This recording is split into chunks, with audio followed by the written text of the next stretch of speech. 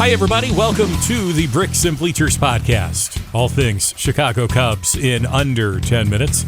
Cubs are off to a good start in the second half, and they've done so with an impressive shakeup to the starting lineup. We'll talk about that and preview the upcoming trade deadline and a whole lot more just ahead.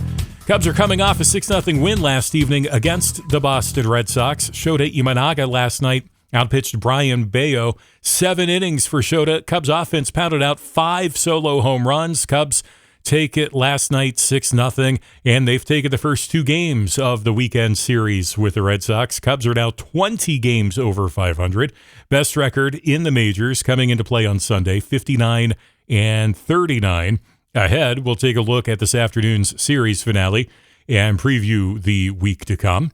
Cubs are starting the second half just as they ended the first half. Very strong. Last weekend, after getting blown out on Friday night, Cubs scored 2 decisive wins in New York at Yankee Stadium, and now back-to-back wins at home against the Red Sox, who had a 10-game win streak heading into Friday's game. Milwaukee Brewers now have the longest win streak in the majors. They've won 9 in a row coming into play on Sunday. And that's why the Cubs have just a 1-game lead in the National League Central.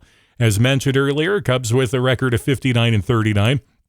Tigers enter Sunday with a record of 59-40. That's the best record over in the American League. And then you've got the Brewers 1 game back of the Cubs. Dodgers and Blue Jays are right up there as well. So despite all that has gone right with the Cubs, they do not have a sizable lead as you would expect. And you don't really want to be looking backwards, but the Cincinnati Reds have been playing well for several weeks. They are 7.5 back in the division, but more importantly for the Reds, they're just a game and a half out of the 3rd wild card spot in the National League. Cardinals are 2.5 back. So in the National League Central, you've got 4 teams potentially vying for October baseball. Did not anticipate that coming into the season. Craig Counsell has switched up the Cubs lineup the last 3 games. Michael Busch moving up to the leadoff spot, and I call it a success. Cubs have won all 3 games. Twice he's taken the first pitch he has seen out for a home run. It happened Sunday at Yankee Stadium and again last evening at Wrigley Field. Ian Happ, the usual Cubs leadoff guy, has really struggled in recent weeks. I mean, his average has fallen consistently as we've gone through this season. And he hasn't had a ton of power, but he did have 9 home runs in the month of June. His July numbers looking rather anemic, but he did homer last night out of the 5th spot in the order. I'd like to say we're past the point of Michael Busch sitting against left-handed pitching, but that is not the case, as Busch is not in the lineup this afternoon. Nico Hoerner will be leading off for the Cubs, and Justin Turner will slot in at first base. Haven't seen Matt Shaw starting at 3rd in a while, but we'll see that this afternoon. More on this afternoon's game just ahead. Now, this and that, news and notes from around Major League Baseball. Reds and Braves playing at Bristol Motor Speedway in a couple of weeks. Saturday, August 2nd. Expect the biggest crowd of the year across Major League Baseball. More than 73,000 tickets have been sold so far, and they expect several more to be sold in the next couple of weeks. Mentioned earlier, the Blue Jays have one of the top records in the majors. And they're also one of the most resilient teams, too. A 6-3 win yesterday over the Giants. It is the 28th comeback win of the year for the Blue Jays.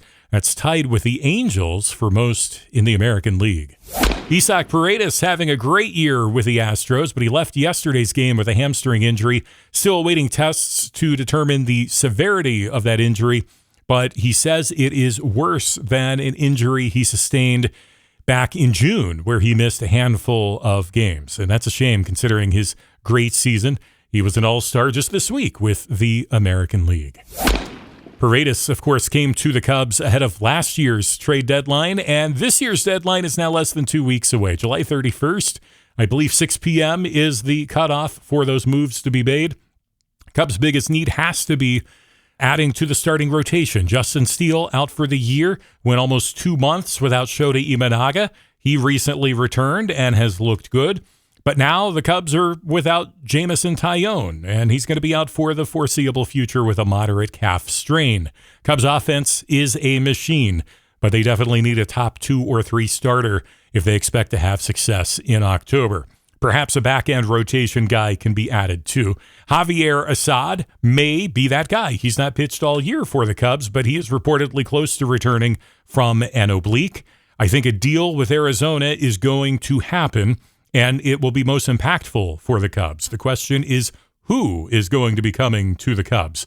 Both Zach Gallen and Merrill Kelly could be available. Both have contracts expiring this year. Gallen has had some tough luck this year after several solid years with the Diamondbacks. Merrill Kelly has put up some pretty good numbers this year. Diamondbacks also have Eugenio Suarez at third base. If the Cubs could either swing a package deal for one of those arms and Suarez or pull off two separate deals, that would be pretty epic. Cubs output at third base among the worst in the league, and Suarez is having a season. 2 more home runs yesterday. I think that takes him up to 33 for the year, and that would easily have him be the Cubs leader in home runs, and they've already got a bunch of guys with a bunch of home runs this year, so that says something about the year that Suarez is having. If they don't get him, and I don't think that is a lock, I think Ramon Urias is a sneaky option at third. He's currently in Baltimore, likely going to be available from the O's ahead of the deadline. Ryan McMahon in Colorado could be a pickup too, likely going to be available, but I don't think the Cubs need to bring in a third baseman under team control beyond next year, and I believe he's under contract through 27. So unless the Cubs are planning to move on from Matt Shaw, I don't think McMahon is really going to be the guy. Urias is under contract through next year, a small contract as well. I think only a couple $1 million. So that could be a nice upgrade to the Cubs bench. If he's not getting play at third, they could still rely on him off the bench. Cubs should have plenty of money to spend. That's according to the front office. And I would rather see them spend that money on pitching. Again, a starter or two, possibly a late inning guy as well. Outside of the 2 Arizona starters, I'm really high on those 2. And it's tough to make a call on who else the Cubs will actually be able to be considering, as there are so many teams league-wide still in contention for wild card berths. So it's going to be interesting to see who is actually selling here in the next week and a half. Cubs and Red Sox this afternoon at Wrigley Field. First pitch at 2:20 Eastern. Cade Horton and Garrett Crochet. Horton is 3-3 this year with an ERA of nearly 4.5. He has not looked great recently. He has not made it beyond the 5th inning in 3 of his last 4 starts. Crochet, meanwhile, is having another great year. 10-4, has not lost since late May. For the Cubs, Nico Horner will be leading off. Carson Kelly is behind the plate this afternoon. He'll be batting cleanup. He's been heating up lately here in the month of July. That's a welcome sight. You've got Justin Turner and Matt Shaw at first and third, respectively.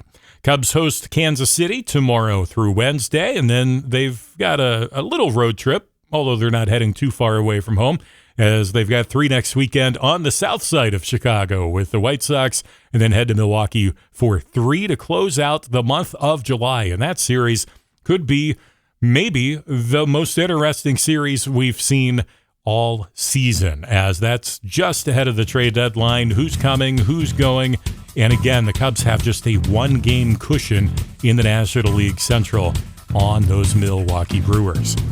Add your thoughts anytime on the Cubs, Bricks Bleachers on X, and subscribe so you never miss an episode. Apple Podcasts, Spotify, YouTube, and more. All things Chicago Cubs in under 10 minutes. It is the Bricks and Bleachers Podcast.